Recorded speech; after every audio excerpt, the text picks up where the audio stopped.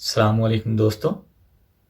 उम्मीद है आप सब अल्लाह पाक के करम और उसके फजल से बहरियत होंगे।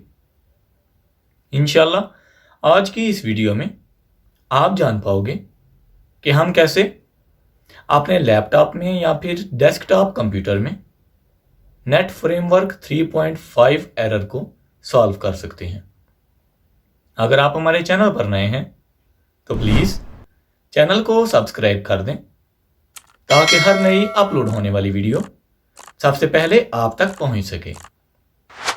अमूमन ऐसा होता है कि जब हम कोई भी सॉफ्टवेयर लैपटॉप में या फिर डेस्कटॉप कंप्यूटर में इंस्टॉल करने की कोशिश करते हैं तो हमारे पास एक नोट आता है कि नेट फ्रेमवर्क 3.5 को इंस्टॉल कर लें या फिर इंस्टॉलेशन के बाद नेट फ्रेमवर्क 3.5 नेसेसरी होता है।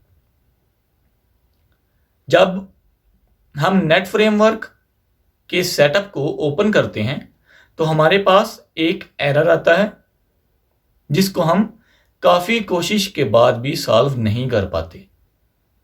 तो चलिए जानते हैं कि किन किन तरीकों से हम इस प्रॉब्लम को सॉल्व कर सकते हैं, क्योंकि वजहें अलग होती हैं हर प्रॉब्लम में। इसीलिए मैं आपको 3 से 4 ऐसे ट्रिक्स बताऊंगा, ऐसे तरीके बताऊंगा जिनको यूज़ करते हुए आप अपनी जो मुश्किल है उसको हल कर सकते हैं।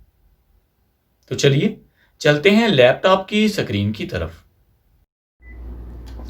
नेट फ्रेमवर्क इंस्टॉलेशन को स्टार्ट करने से पहले आपने ये कन्फर्म करना है कि जो हमारा इंटरनेट है वो प्रॉपरली कनेक्टेड है।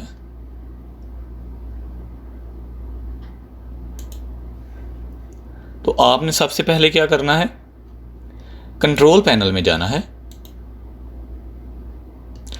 प्रोग्राम्स में जाएं और अनइंस्टॉल अ प्रोग्राम, इस पे आपने क्लिक करना है।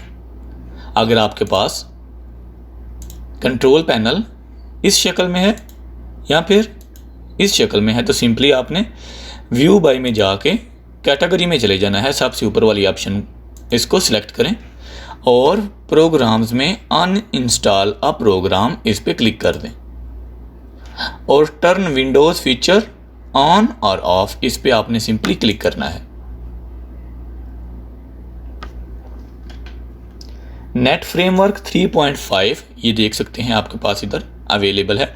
सिंपली आपने इस पे चेक कर देना है एक दफ़ा और इसको ओके कर दें।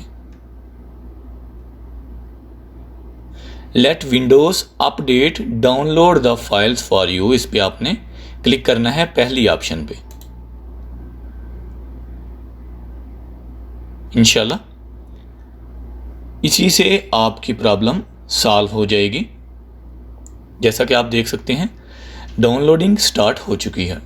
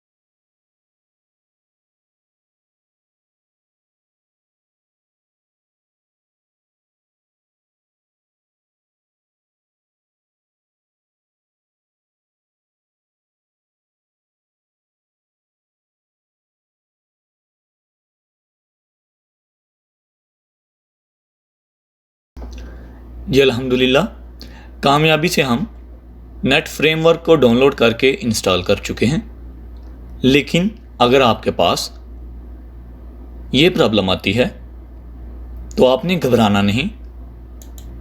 आपने सिंपली क्या करना है, सर्च बॉक्स में टाइप करना है gpedit.msc और एंटर कर दें। gpedit.msc MSC और सिंपली आपने एंटर करना है और इसको इधर से बड़ा कर लें। इस तरह इधर से इसको पकड़ के थोड़ा सा ऐसे बड़ा कर लें। अब हमने कंप्यूटर कॉन्फ़िगरेशन में जाना है, एडमिनिस्ट्रेटिव टेम्पलेट्स में, इसको ओपन कर लें। अब हमने सिस्टम में जाना है, सिस्टम के वर्डिंग पे आपने क्लिक करना है, ना कि एरो पे। ओके, हमने इधर क्लिक करना है तो हमारे पास इधर ये पेज ओपन हो जाएगा, इसकी ऑप्शंस ओपन हो जाएंगी। उसके बाद हमने सिर्फ specify settings for optional component installation and component repair, इस पे आपने डबल क्लिक करना है तो आपके सामने ये ब्लॉक ओपन होगा।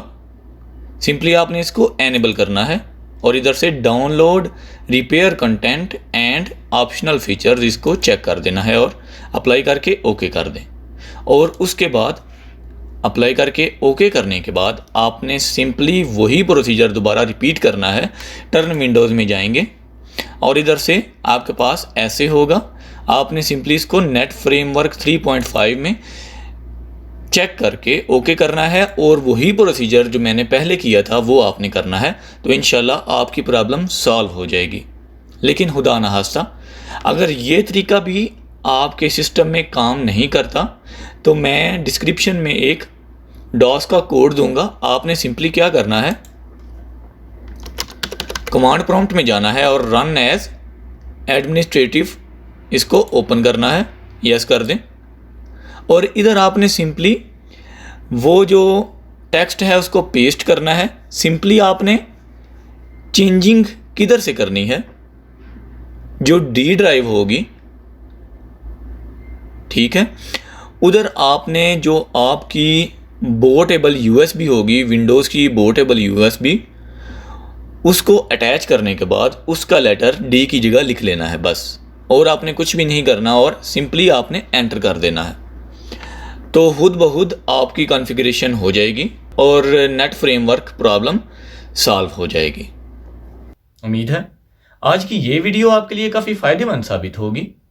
अगर आप हमारे चैनल पर नए हैं तो प्लीज़ चैनल को सब्सक्राइब कर दें, वीडियो को लाइक, शेयर और कमेंट करना ना भूलिएगा।